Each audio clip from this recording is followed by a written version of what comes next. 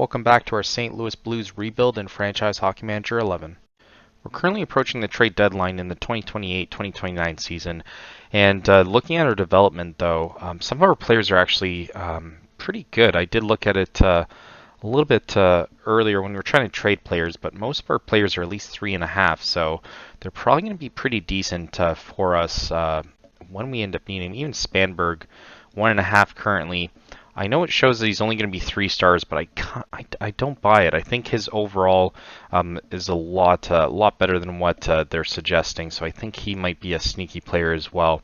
But Orachovsky, I think he's 12-2-1 right now, 934 save percentage in the Czech league. So that is pretty good. And we also have Witherspoon as well. That's already a 2-star. Could be 2.5 as well. Couple other players that are improving as well. Even Augustin's improving.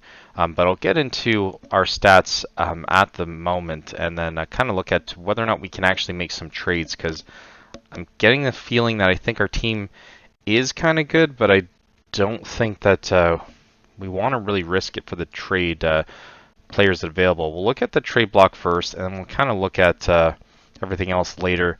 John Beecher is the only one that I would kind of consider, but he's a bit average for me, and he only a 58, 57 grade roughly, and I don't know if that's a kind of move that we end up wanting to make.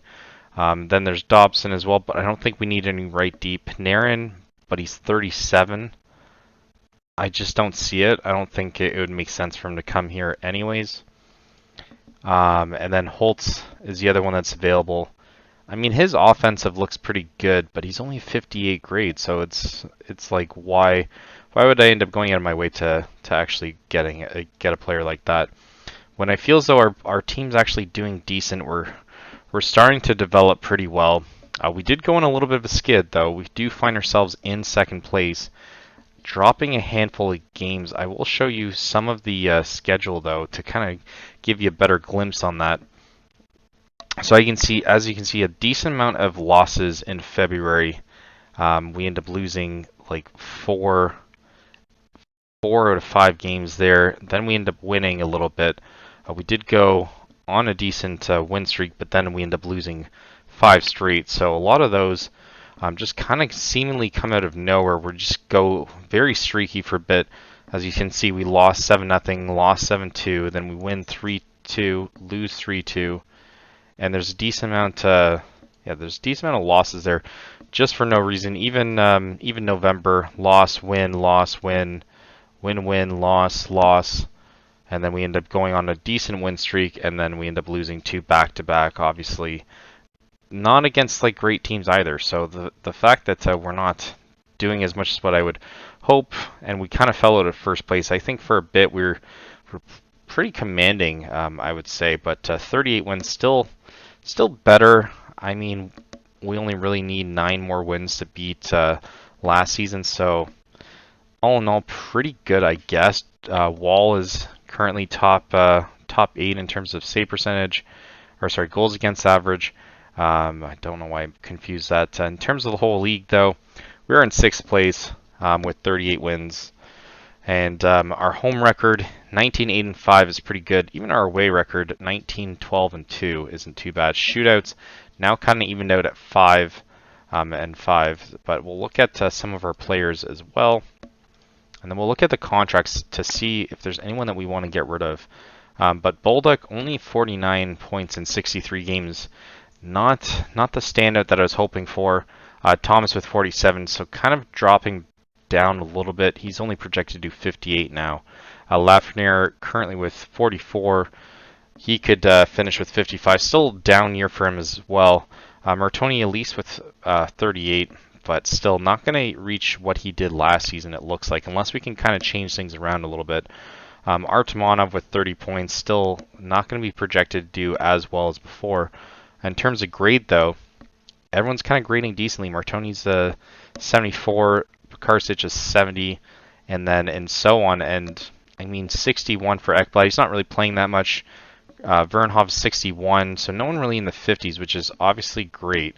61 I kind of want to stay away from anyways, I'd say, but most of the teams at least 64, which is probably why we're winning. But I mean, the points aren't necessarily coming. Goalies, though, 912 save percentage for Wall, which is pretty good, and 902 for Augustin.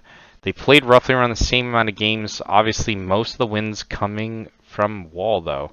So it's I still think we need to invest a little bit in Augustin as well. But I feel as though playoffs-wise, Wall's going to have to be the one that ends up getting the start. But development-wise, we're definitely going to want to play Augustin as much as possible. But the fact that the goals against are even like remarkably different, 312 versus 266, Wall is giving us the best chance at winning. Obviously, I don't want to end up abusing that anyways. So, I mean, if we can get a decent amount of defense in front of them, we should be good. I think that's probably our strongest suit anyways, because we're not really scoring as of yet. But we'll look at anything that's available. Maybe make a trade, but no one's really jumping out at me for sure. So we'll look at our cap obligations. Current players that could go. Ekblad's going to end up leaving this season anyway, so obviously good to have him. Anyways, Fisher, I think we might extend him. Yeah, I think Fisher could still help us a little bit, at least in terms of trades at some point. Even Dzeko. Dzeko's good enough, I find. He could play for us as well. Let's look at Fisher. We already did. Dzeko we did. Morelli no. Mercic will just end up allowing to leave as well. But looking at our depth chart, we still have Toronto's pick, so we'll have to look at how well they're doing. Penkin now 4.5 star, a left wing. So once he ends up getting brought up, it's going to be pretty good. He's going to be an up and down winger, but could also be more of a sniper as well. Perimeter shooter, sniper. Could be dangler as well. So we'll have to kind of wait and see for that. Even Linder's pretty decent as well. Aspie is the other one, but he's probably going to be brought up as well. Fracture knee 2 to 3 months away from coming back though, so that hopefully doesn't hurt his projection. And then even Jonah could be back. Tight muscle, 3 to 4 months. Everyone's injured though. Aram Olsen, how's he doing? He's 30 points in 59 games. Probably not playing that much. And then Meyer could come up next year. He is currently our 4th best center though, which is pretty good. Penkin's 3rd. Yeah, Spanberg kind of moving up slowly. Aspie, not what you'd expect, but currently even our AHLers are a little bit better than our prospects, which is maybe a cause for concern. But we'll end up looking at, again, trade block. I don't really see anything jumping out at me. I could go even LaFontaine. He's graded decent, actually. 51 points. What do they want for him? Dupont, yeah, okay. I'm not even going to entertain that anymore, so we're not going to be active this trade deadline. 7-5 loss, though. It does look like someone was injured. I accidentally clicked that one. But Thomas Baldock ended up scoring. Dupont and Palika and Back end up scoring as well. But we'll have to take a look at who's the one. Yeah, 63 for Villeneuve, so I think he might have been a little bit unhealthy before the game started. 45 also, I see, for Precursor, so we should have probably swapped him out beforehand. Misa's now improving left wing. But yeah, it kind of sucks that there's not really many. There wasn't many free agents to really sign, and there weren't too many trade candidates though. So I find that kind of unfortunate. Kadri only a 2-star, so obviously we're not going to make an attempt at that either. And an AHL, we're not going to even entertain. I'll look at free agents actually, see if there's anyone that kind of pops up, but I highly doubt it. Yeah, no one for this season for sure. We still have 5 contracts that we can dish out, but we'll leave that for next season. Like I said, next season we're not going to end up doing the draft. We're just going to end up showing you what the recap that we end up doing with that, and kind of take it from there. Just have more of an off-season one, maybe an extra episode, just so that there's less in between the start of the season and also the trade deadline, because it doesn't mean that we're necessarily going to be active at the trade deadline. So I think we might even just sim out the last 10 games before the playoffs and kind of take it from there as well. But game in Nashville, we did lose our last one, so I wouldn't mind kind of changing things up a bit. Pekarsic looks like he should sit this one out, and it looks like the AI agrees with us. Lafreniere is still going to be swapped. I think third line's perfect for him. I remember mentioning that before. 4-1 win there, and Dvorsky scores. Romani, Olsen with 2. So putting Olsen on the second line definitely seems good for his development. But most of the teams, yeah, Toronto there 78, so they could potentially not make the playoffs, but I kind of doubt it. You just really have to have other teams step up. So it looks like they're destined to be the at least a wildcard spot, which doesn't really help us a whole hell of a lot, that's for sure. But 4-2 win there, so back-to-back wins. We do give up 2 in the first, but Dupont and Shergatt end up scoring before Morrissey and Artemonov. So not from the likely sources that you would expect, but yeah, Toronto's still making it difficult. Obviously, the Atlantic seems to be a bit more competitive. And we do face off against Calgary and LA, so a couple games on the road in a row, but we'll leave Wall in for the streak there. 5-3 win again. Huberdeau scores in the fourth against us, and then Artemonov scores in the second. They tie it up, or sorry, they go up 3-1. Then the third, we end up completely dominating. Dvorsky, Morrissey, and Artemonov, and then Shergatt for good measure end up getting all the goals there. So not too bad. Dupont I saw with a couple assists there, so not bad. Kilmakar out for a little bit. We now look at LA. So we did beat Calgary. LA's at one of the top teams, so it'll be more of the test to see how well we're going to do in the postseason here. But 41 wins right now to speak of. Not too bad. Obviously, we want that the first 50 win season would be great. So turn our sights to LA. We end up losing, probably shootout loss. No regulation, so no points there. Only the first, really. So 3-3 after one is crazy. Dupont and Aaron Wilson, Artemonov, and then in the second they score against us and nothing else to speak of. Not the greatest look, I would say. But we do now face against Ottawa. And really hoping for a win here, just to turn things around here, because currently, yeah, bumped down from second place with that one loss. For whatever reason, Utah end up going on a massive winning streak, and we end up losing 2, which automatically make us drop down. I'm gonna give Augustin the nod here, even though we've been playing pretty well with Justin Hall. He gets a shutout, so not bad. Palika, Artemonov, and Palika again. So again, Artemonov, the only one that I would really have thought that would have got points there. And once again, Thomas is out. How long is Thomas out for? Sprain ankle, 1 to 2 months. He's gonna miss the playoffs again. So we'll move him to the injury list. And now I guess we have to bring up probably Stenberg, I guess. Yeah, Stenberg's going to come up, but Dvorsky looks like he's probably primed for that spot there. That sucks so much. Arguably our best player at the moment is going to be out for the whole playoffs. So I don't think that we're going to win this year again. Unless we end up getting pretty deep, though. So still around 12 games. It's going to be roughly a month, I'd say, for 12 games. We're in March. We could still do well. He could be fresh for it, but his season is still over at the moment. And hopefully we can manage to get this, though. But I feel as though we should probably end up jumping to the postseason and see where we end up. But we'll play the first couple games. Doesn't start well. 6-0 loss, and now Villeneuve is hurt as well.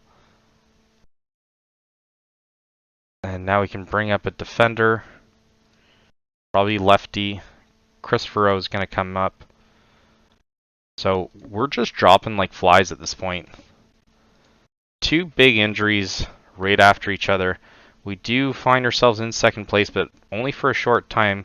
It feels though Utah might end up bumping us up, but we'll jump to the trade deadline.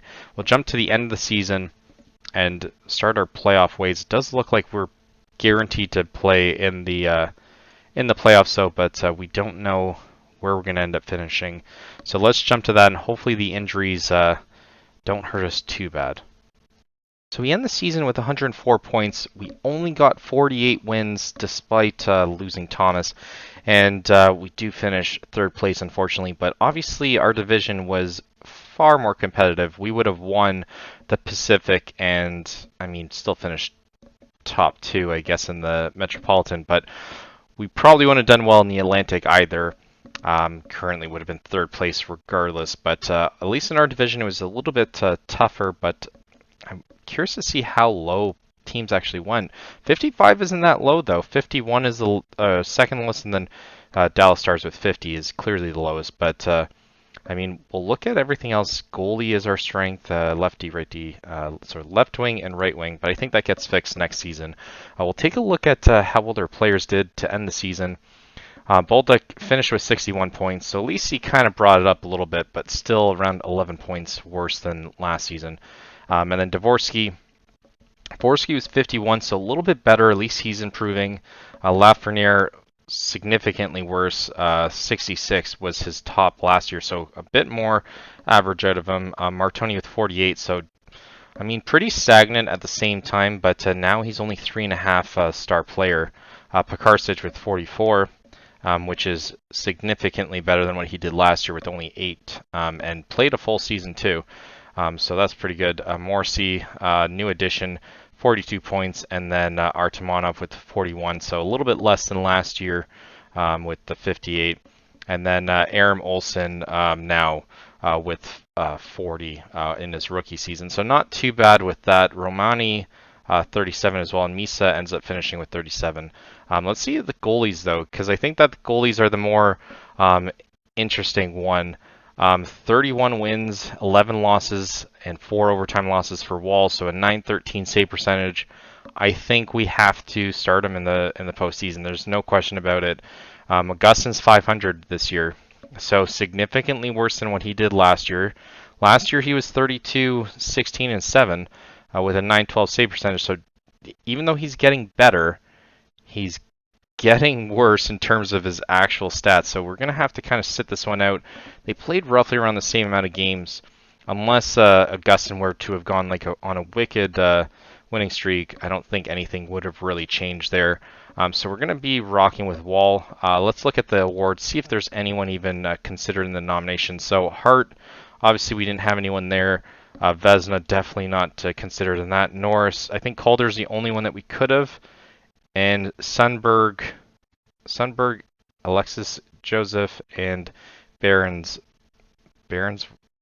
geez, only a 2-star player at 26, but somehow getting 47 points is pretty crazy. So not nominated for that. Executive, no. Selke, oh, we are. So Thomas for the Lady Bang, but he was injured, so he's probably not going to end up getting it. I'd be surprised if he does.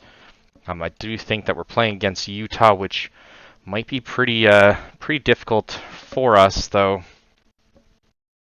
But the fact that we end up making the playoffs back-to-back seasons is definitely a positive. We start off playing at Utah, and I mean it's going to be a little bit tough. I'm surprised that Toronto's doing well, and it does look like Thomas should be back. Panarin's considering retirement as well. But we might only miss Thomas for a couple games. I do like that. But we'll look at standings, though. I thought Toronto would walk right through them, but they already have 1-0 lead. I do think Florida's probably going to make easy work of Montreal. New Jersey, I still feel as though it's going to come back. And Islanders, I think, knock out Columbus. Yeah, I feel as though it's going to be all us. I think Colorado's going to knock out San Jose. Seattle's going to lose against LA. It's going to be 50-50 for us. And I think Preds dominate against Anaheim, so we'll have to kind of monitor that a little bit. Looking at the lines, though, at least Ekblad's going to end up getting the sit for this one. So we'll leave it as what AI suggests. I'm not going to end up changing anything because Martoni's not developing the way we wanted to. So we played them 3 games. We won the first one, lost the second one, and then lost the third one that actually mattered as well. We could have maybe fought for a better position, but in terms of goals, though, pretty close. 2-7 and 273, so it's going to be interesting with that. Power play goals 46 to 43, so we're a little bit better on the power play. They're better on the shorthanded. We only scored 6 this season. Shots against, pretty similar. Power play goals against is 43, though, so that's not as great. Shorthanded against is 5, so we're roughly around the same. We're around 20% power play. They're around 18, so it's almost identical. It's like we're playing our own team here because they're very close to it. First game, though, we do win 2-1 in regulation. That is a good feeling. Lafreniere and Dupont end up scoring respectively in the third period, though. 1-0 losing for 2 periods is, or for 1 period is not too bad. And then coming back, doing decent defensively. I'm going to leave it as that until Thomas is ready to come back. I don't really see us adjusting anything. Everyone looks healthy, so we'll get away with game number 2. Can we win back-to-back? We do. 4-2 win there. Baldock, Stenberg. Stenberg actually gets the nod here, and then Misa as well. Ginla, one of the players that we end up wanting in this, and then Martoni ends up scoring. So we do concede the 1, but we managed to take the lead 2-0. Thomas is back, though, so excited to see that. He should be at 100 when he ends up playing. 2-1 lead for Buffalo, and it's going to be good for that pick at least. At least we're going to have a decent pick for that.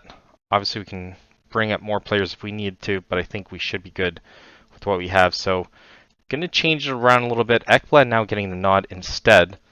Kind of weird. I did like Chris Fro there, but we'll end up changing it up a little bit for our home game. Can we win game 3? And we do. 3-0 lead so far. Lafreniere scores. Misa scores in the first, and then Misa ends up scoring in overtime. Took all the way up to overtime when we're at home, which I do not like that feeling. I will say that. We end up getting better players, and unfortunately, once Thomas is back, everyone else kind of slouches down. So can we end up winning our first sweep of this? Villeneuve is now day-to-day is at 79. We'll end up adjusting it just to see. Does look like Chris Fro. Nope. Bernhoff's going to get the nod instead. Game 4, can we win this one? This is the important one. And we do. 8-0, making it look easy. 2 goals in the first. Artemonov and Vernhoff. Baldock and Neighbors score in the second. And then Olsen, Lafreniere, and Palika with a pair in the third there. So pretty decent. Didn't take overtime for that one, that's for sure. So we cruise through against Utah, which, I mean, that is kind of wild. Buffalo still making it difficult. Can they end up pushing through? They do. 4-2, so decent pick there. Montreal also wins 4-2. And can Kraken upset Kings? Ottawa wins 4-3. And LA manages to win. Unfortunately, I was really hoping for Kraken. We do face against Anaheim. Those who don't know, we did play Anaheim in the historic series. And obviously, we do like them just a little bit. But obviously, we're going to end up having to forget that while we play them in the postseason here. So we played them 3 times this season. October, we end up winning. We end up winning the second one in December, and then we won the third one in February. So it might be a bit difficult. I know this always makes it tougher for us if we end up doing well in the season. Somehow we're going to end up losing this one. But throughout the season, we did finish obviously higher in points. They were 15th, where we were 8th in the league. And then in terms of goals, they did actually outscore us, 281 to 270. So decent bit better. Their power play was definitely one of those reasons. The factor with that shorthanded, we were a little bit better than them. Goals against, they're significantly, so their defense is a little bit worse than ours. And now let's look at the power play, pretty identical, 80 and power kill pretty similar. But within like 2% is a huge drop off for sure though. But they've only had one shorthanded goal against, so hopefully you can manage to make a couple of them there. So game 1 underway. We do get home ice now, which is nice. First game, we do win 5-2, so we keep the streak going against them. Martoni with the first goal in the first, and then we end up getting 2 with Villeneuve and Misa in the second, and then Misa and Olsen in the third. So 1-0 lead here. Montreal also leading 1-0, which is what I want to see. I wouldn't mind having all the teams that we've ever managed, obviously, go as far as they can. Neighbors looks like he might need some rest there. Ottawa and Colorado also lead. I wouldn't mind Colorado either. That'd be decent, but they are rivals, so maybe we want LA to at least push through. Penkin's now 2.5. He's fractured elbow, 1 to 2 months. Everyone's getting injured, and everyone's injury prone apparently. Fyodorov's now 2.5 stars, so I do like seeing that as well. We did have him before. Kazda now 3.5 potential.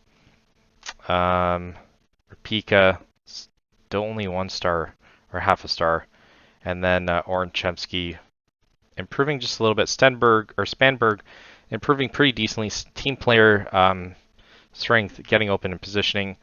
His offense 15 and physical is 15. So I don't know why they don't think that that guy's going to be a 5-star player. Zetterberg 2.5 as well. And then some of our players that we end up having on our roster doing pretty decent. So don't mind seeing that. Obviously taking a little bit of time off the playoff focus. Just to end up watching that. We'll look at, yeah, everyone looks relatively healthy. We're not going to change anything for this. Pekarsic should probably go on though. So game 2, let's see. We lose 5-2. That is rough. Burchild, I didn't even know who that is. He looks pretty good. When did they get him? He was 11th round pick a couple seasons ago. Could have probably got him. So Dvorsky and Lupon, the only ones that ended up scoring for us. So quite unfortunate. And Morrissey now hurt as well. Jarosech hurt. Everyone's hurt. Owen Beck's hurt. That is not what we want. So we're going to bring up some players from the AHL.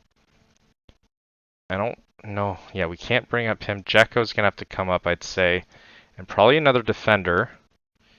So Rhineland Singh might get his debut for us, which is kind of nerve-wracking. We'll bring up Kersey as well.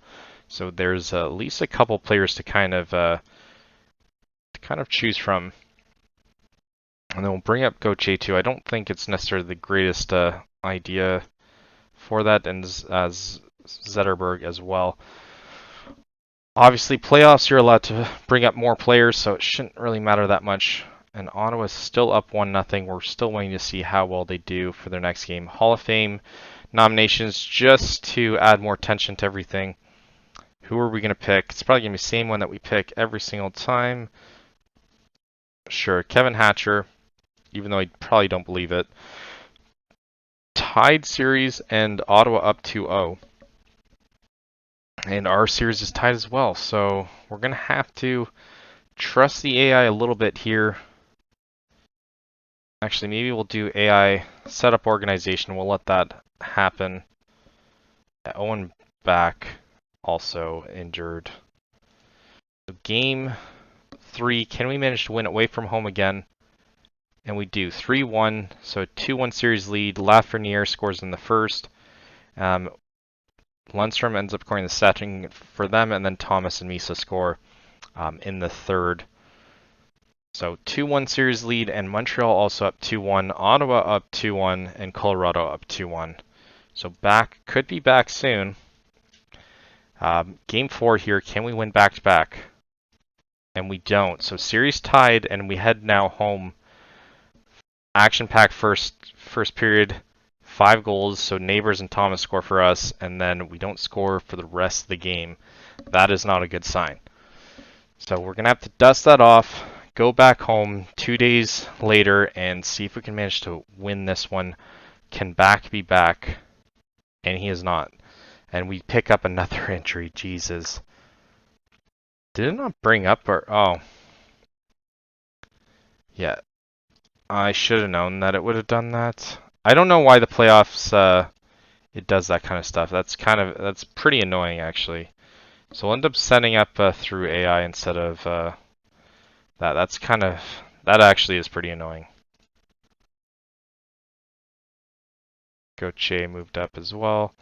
And I'll bring up McCann, even though I don't think he ends up getting picked. So yeah, it does look like the AI is going to switch something there.